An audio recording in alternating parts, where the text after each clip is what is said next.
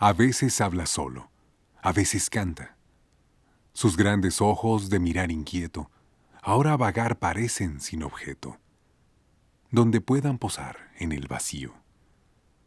Ya escapan de su ayer a su mañana.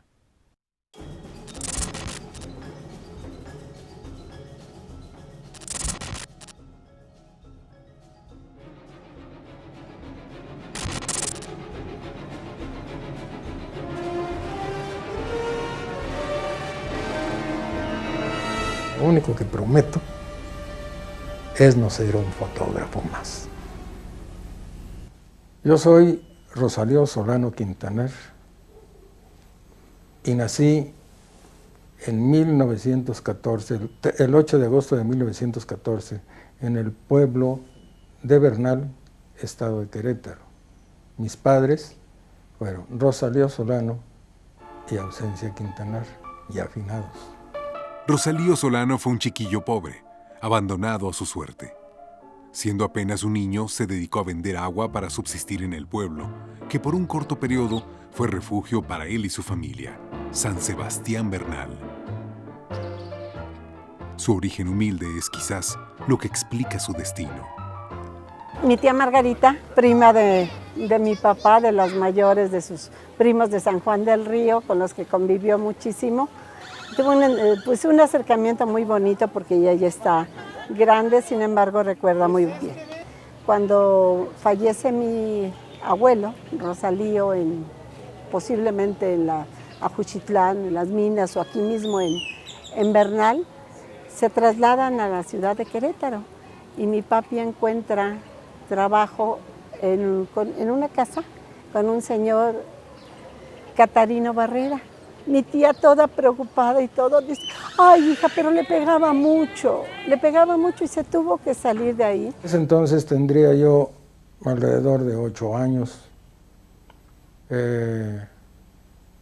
Mi madre pues quedó sola, con 5 hijos, todos chicos. Así que teníamos que buscar la forma de llevar algún centavo a casa. Yo acarreaba agua en el pueblo, porque el pueblo no tenía tuberías ni nada de esto, ¿no? Entonces yo me metí de mocito con una familia, conocida por cierto porque también eran paisanos del mismo pueblo, ¿no? Pero el señor era un poco enérgico y puedo considerarlo medio ogro. El trabajo está aquí y no debes de salir para allá. Dice que saca el cinturón y me comenzó a sonar y me fui. Rosalío nació en una época convulsa. 1914 era el año de la Primera Guerra Mundial. En México, Francisco I. Madero era asesinado. Victoriano Huerta y Venustiano Carranza se disputaban el poder. Y en los pueblos como San Sebastián Bernal, los pobres luchaban para dejar de ser pobres. Los pobres migraban. En un año muy específico, en el 17, mucha gente de la hacienda de Ajuchitlán se va hacia San Martín. ¿Por qué? Muere don Pedro Gorospe y él hereda las fracciones o las otras haciendas chiquitas, digamos, a sus hijos. Y no aparece el apellido Solano. Quiere decir que él se queda en la hacienda Ajuchitlán y que ocupa el otro rol dentro de la hacienda, porque don Ignacio se trae al capataz de la hacienda de Ajuchitlán. Comparto con mucha tristeza y emoción a la vez cómo el destino es tan maravilloso que lo llevó a cumplir eso y a encontrarse con lo que le esperaba. Empezó como una hacienda agrícola ganadera, con cabezas de ganado mayor y menor, sembrando trigo, los productos del campo. Y después, en otra época, una hacienda minera. Imagínate, con toda la emoción que tienes, pero ay, sí, muchísima. Lo que pudo vivir como posibilidad don Rosalío en estos lugares, en los espacios donde estaba permitido que la gente o los trabajadores estuvieran, ¿no? Mi padre trabajaba como intendente en unas minas del mismo estado, en donde adquirió una enfermedad que se llama silicosis, de la cual se lo llevó a la tumba. La neumoconiosis es una enfermedad común entre los trabajadores de la minería, y en la época que reseñamos, no había opción de supervivencia. Al fallecer el padre de Rosalío, su madre, doña Ausencia Quintanar, y todos sus hijos quedaron en una situación vulnerable. De nueva cuenta, había que emigrar para sobrevivir. Mi papi, con la mayor tranquilidad posible, me empieza a contar esa época de su vida, antes de entrar a los estudios. Cómo se quedaba en las bancas de la Alameda, me imagino estas bancas así, en las bancas de la Alameda de Chapultepec, a dormir porque no tenía dónde dormir. Le quedaba una máquina de coser. Y como mi hermano mayor estaba ya trabajando en México, pero también raquíticamente, ¿no? Pues estaba de policía el pobre, man. Y es que no alcanzaba como para mantener una familia de 5, ¿verdad? Entonces, ella tuvo que vender su maquinita de coser para traernos, tener el pasaje para llevarnos a México. Nunca te das cuenta, hasta mucho después, te cae el 20 de que lo que se estaba gestando a tu lado como papá, es un gran señor. El día menos pensado que estábamos trabajando nos llegó la noticia de que mi madre acababa de fallecer, así repentinamente. Nos quedamos al garete los 5 hermanos. Con la llegada de los 30, llegaban también a México Sergei Eisenstein y lo que muchos consideran su obra maestra, el acorazado Potemkin. De manera paralela, el arte pictórico cobraba fuerza. Frida Kahlo sufrió el accidente que marcó su vida. Diego Rivera pintó el Festival de las Flores y comenzaban a surgir grandes exponentes del arte mexicano, entre ellos Rufino Tamayo y Francisco Goitia. En 1932, los estudios de la Compañía Nacional Productora de Películas, o La Nacional, como se le llamaba coloquialmente, realizaba la primera película sonora en México, Santa, con la dirección de fotografía de quien más adelante fue el maestro más importante de Rosalío Solano, Alex Phillips. Ahí fue donde, estando yo trabajando en una mueblería como ayudante de barnizador, me hice amigo de uno que fue después un buen compañero dentro del cine, Luis Herrera. Y estando ahí con él, llegó un Antonio Mendoza, preguntándole a Luis, que este Antonio Mendoza ya trabajaba dentro del cine, en construcción. Entonces llega Antonio Mendoza a preguntarle a Luis si conocía algún barnizador. Para esto yo ya era ayudante de barnizador y me aviento y le digo yo soy barnizador. Dice, porque yo necesito uno para que vaya a barnizar una recámara del director Ramón Peón en los estudios La Nacional, que eran realmente los únicos que existían, ¿no? Entonces le digo, yo lo hago. ¿De verdad te avientas? Sí, hombre, ¿cómo no? Pues vete mañana, los estudios están en tal parte y todo esto, y ahí voy otro día. Hablé con el señor Ramón Peón, que quería su recámara barnizada de caoba, no sé qué. Gracias a las referencias brindadas por Rosalío Solano, La Virgen de la Caridad es posiblemente la película dirigida por Ramón Peón para la que, después de cobrar el anticipo del material, Rosalío comenzó a trabajar como aprendiz de barnizador. Esta fue una de las últimas películas sin sonido realizadas en México. Se inicia en los estudios del señor Establa, México Films, se inicia la construcción para La Llorona, la película La Llorona. Y yo voy y le pido trabajo al escenógrafo, era un señor Mariano García, muy buen escenógrafo también. Le pido trabajo y me dice, hombre, ¿cómo no, pelón? Aquí tú sabes hacer paneles, tú sabes hacer... Sí, lo sé hacer, ¿cómo no? Y me meto a hacer me contrata él, pero con $2.50 en vez del $1.50 que me pagaba el otro. Lógicamente, pues que estaba yo mucho mejor, ¿no? Durante la producción de La Llorona, en los estudios México Films, fotografiada por Guillermo Vaqueriza, se formó el primer staff de cine mexicano, el Staff Estrella, al que perteneció Rosalío Solano. Pasados 2 años y con experiencia como barnizador, carpintero en la construcción de sets, fabricación de paneles y ayudante de electricista manejando los proyectores en tramoya. Rosalío ganaba apenas $1.50. Me ascendieron por primera vez, fue porque había mucho trabajo y entonces me tuvieron que habilitar, ¿verdad?, para hacer esta Doña Clarines. Estaba Álvarez Bravo, Manuelito Álvarez Bravo, en primer lugar para ascenso, pero él de plano se rajó, no quiso entrarle a la fotografía en movimiento. Entonces me dijeron a mí que si quería entrarle y yo les dije que sí.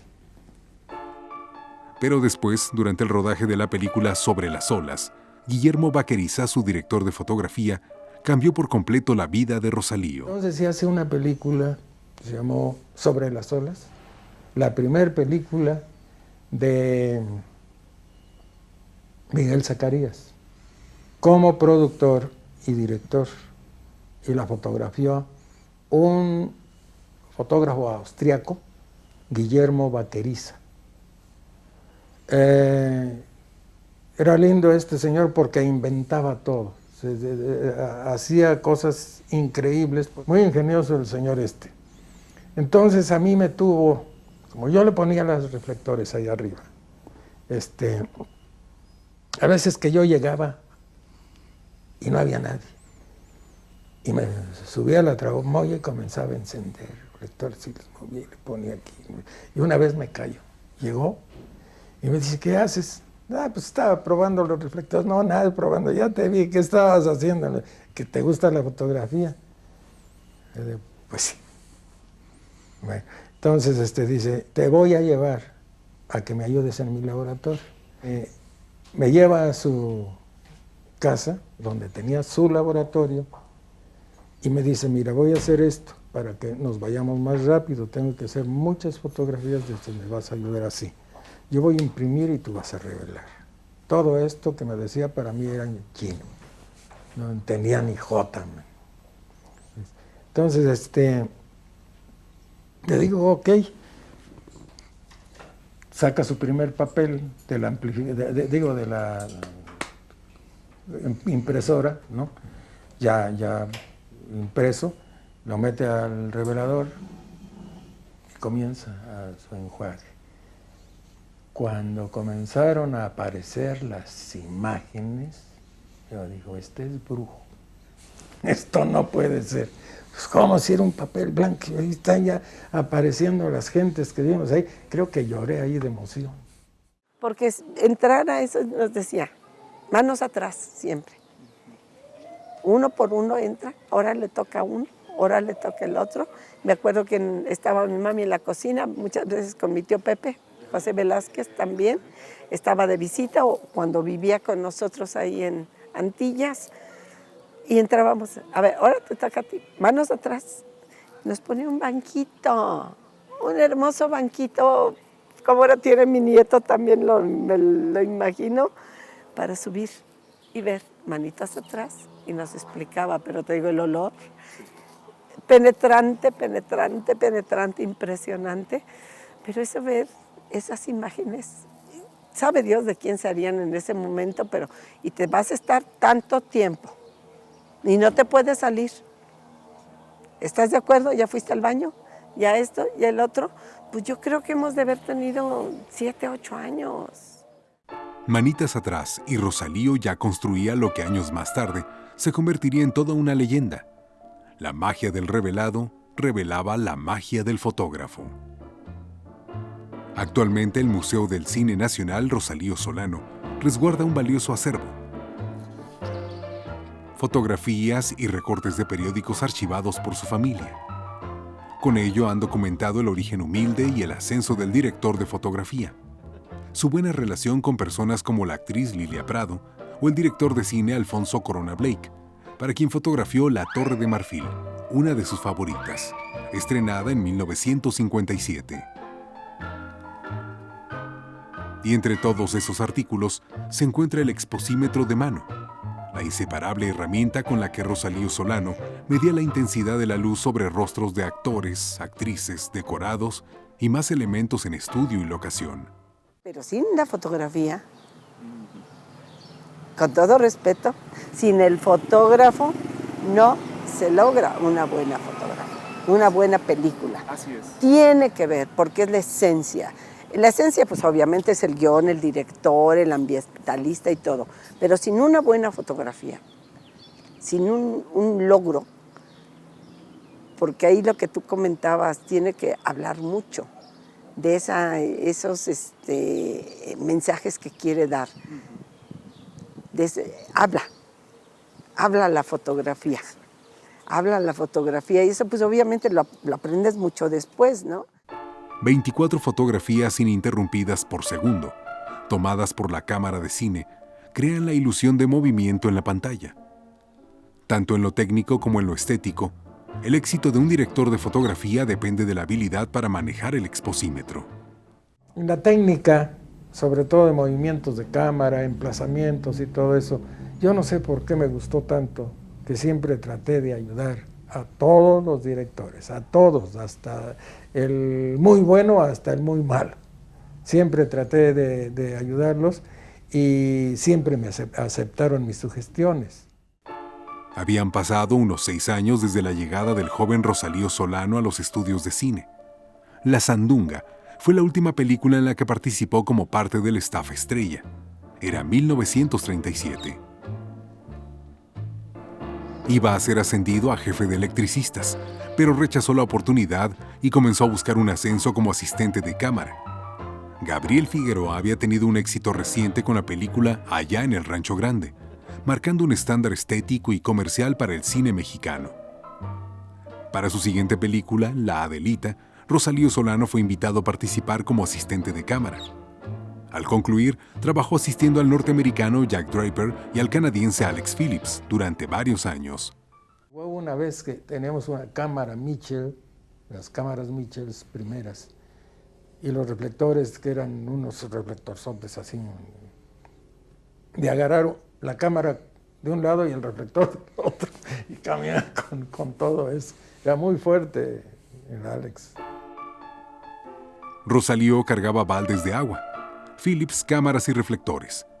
En ambos la fuerza física reflejaba la fortaleza de su espíritu. Y aquí yo, en mi primer bailable en la escuela, pero son tomadas por mi papá. Y estas son de las que venden en las escuelas, pero esta, por ejemplo, todas estas que son de la casa, sí. Ahí está en la terraza, ahí está mi mami, mi abuelita, mi hermana Rosy. Pero mira, todos siempre nos ponían pose. Bueno, esta es una foto muy bella que a mí me puede encantar, que es mi mamá. Es mi mami, fue modelo de mi papá. Y es una foto que a mí me puede fascinar por los contrastes que tiene. La primera película que hago con él fue Espaldas Mojadas. Esa fue para mí una de las más grandes experiencias que tuve. Rosalío asistió a la cámara de personajes como Jack Draper y Alex Phillips durante unos 6 años. Observó, aprendió y practicó. Para Rosalío, el sí siempre fue su única opción. Trabajó como asistente en películas como Ahí está el detalle, fotografiada por Jack Draper en 1940. Según los registros documentados, El padre Morelos, fotografiada por Alex Phillips en 1942, fue la primera película en la que Rosalío Solano ascendió a operador de cámara, pero aún alternaba con su maestro. Durante la realización de la película Doña Bárbara de 1943, tuvo control absoluto en la operación de la cámara. Durante 10 años más, operó la cámara en 33 películas, casi todas con Alex Phillips, como Crepúsculo, Monje Blanco, Gran Hotel o Sensualidad.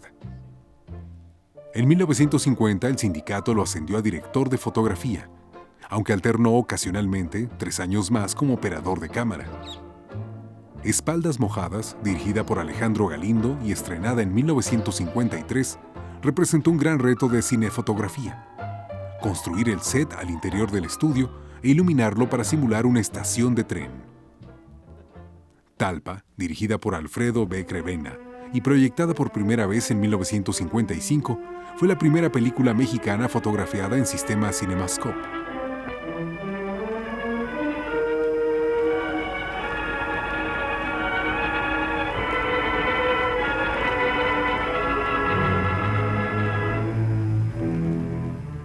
película Talpa.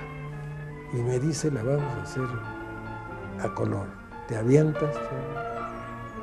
Sí, me aviento. Como venía la película esta Talpa, y yo no conocía nada absolutamente de color, y menos de CinemaScope.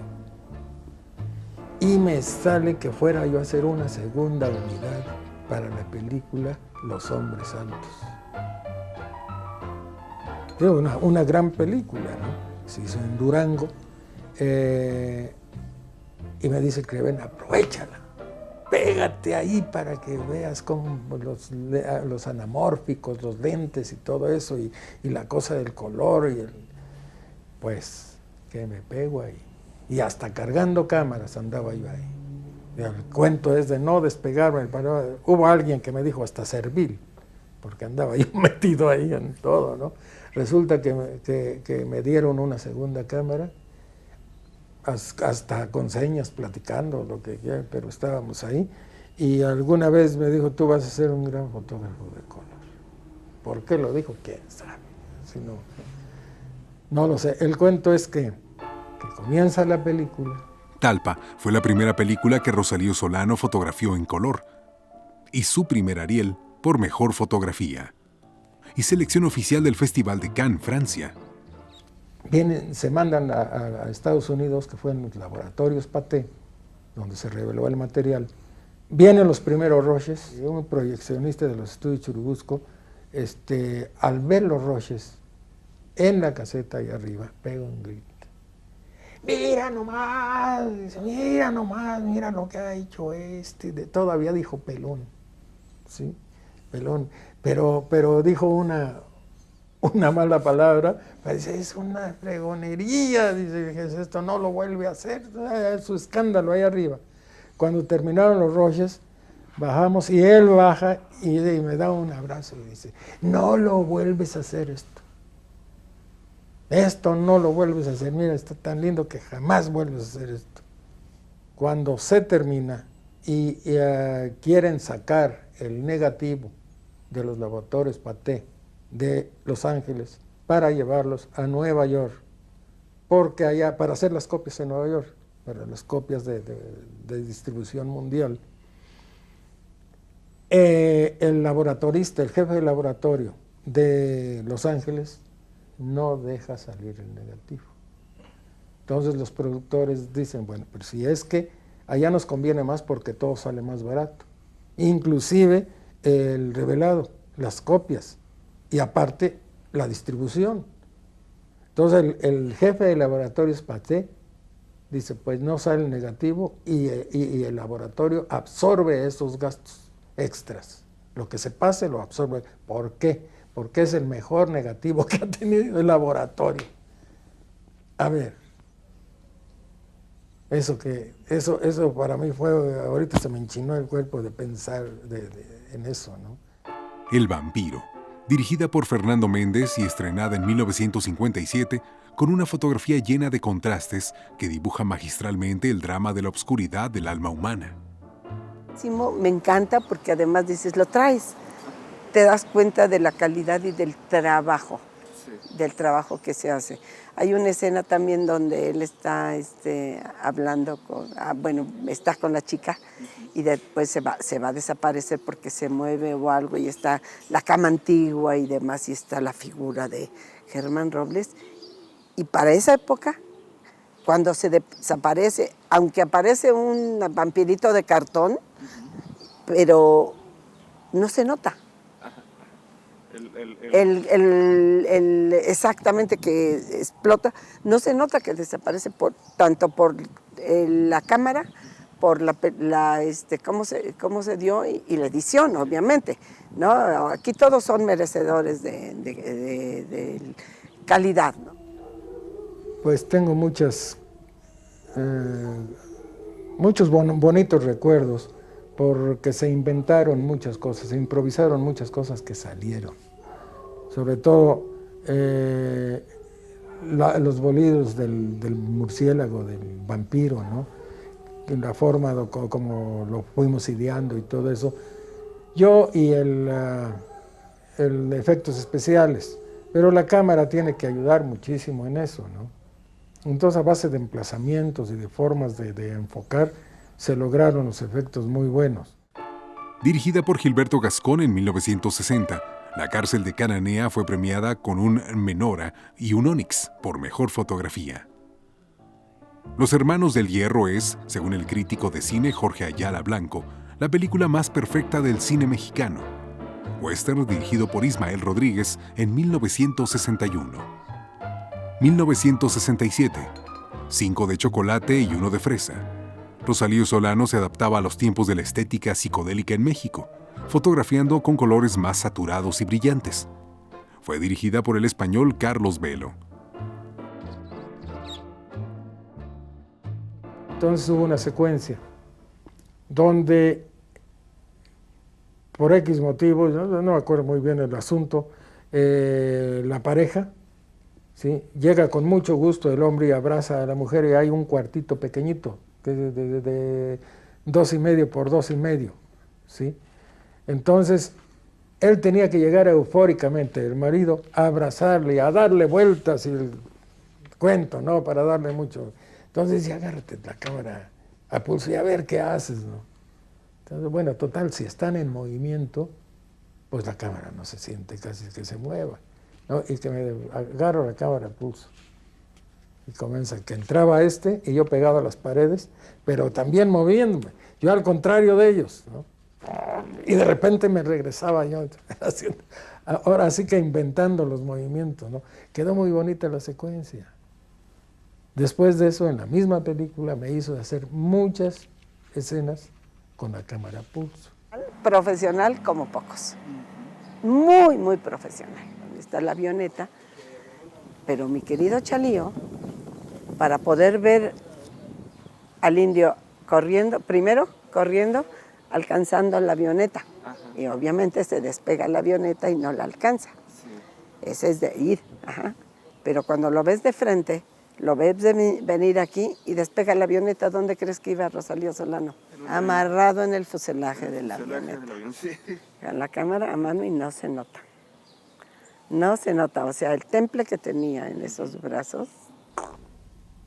Bueno, a mí siempre me gustó mi trabajo, siempre estuve enamorado de él, siempre me he considerado hasta la fecha un aficionado porque nunca llega uno a aprender totalmente. Se da uno sus mañas para resolver cosas y todo eso, pero enamorado del cine absolutamente.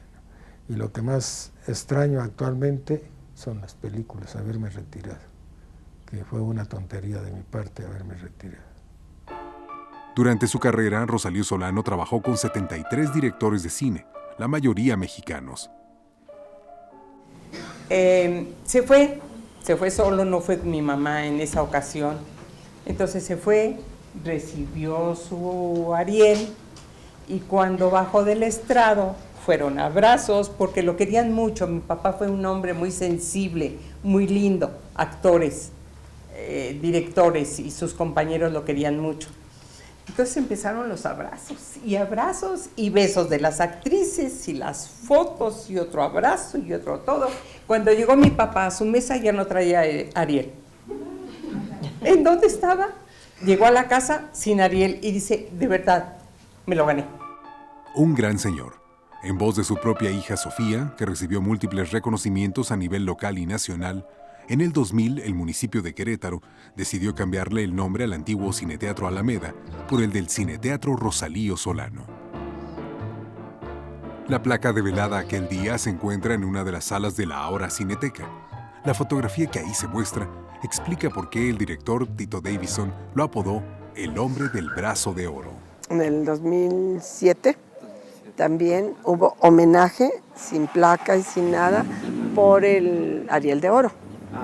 Sí venimos al Cineteatro, estuvimos en el Cineteatro como un homenaje también con él, pues imagínate, el Ariel de Oro, pues todo, ya fueron entrevistas, periodistas, mucho más reconocimiento todavía, y de aquí, de Querétaro, nos fuimos a Bernal, que fue cuando le dieron su último reconocimiento, su placa, su charola de plata. Para entregar el Ariel de Oro al señor Rosalío Solano.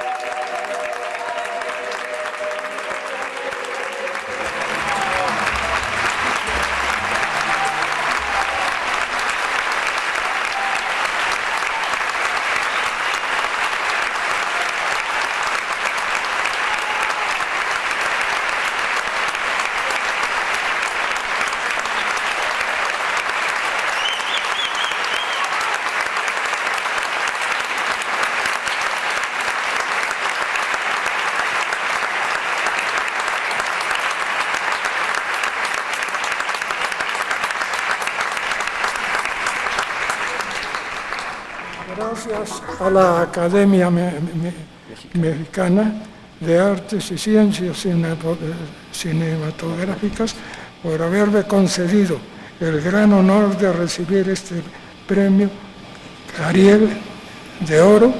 Lo conservé como un recuerdo infinito por el resto de mi vida.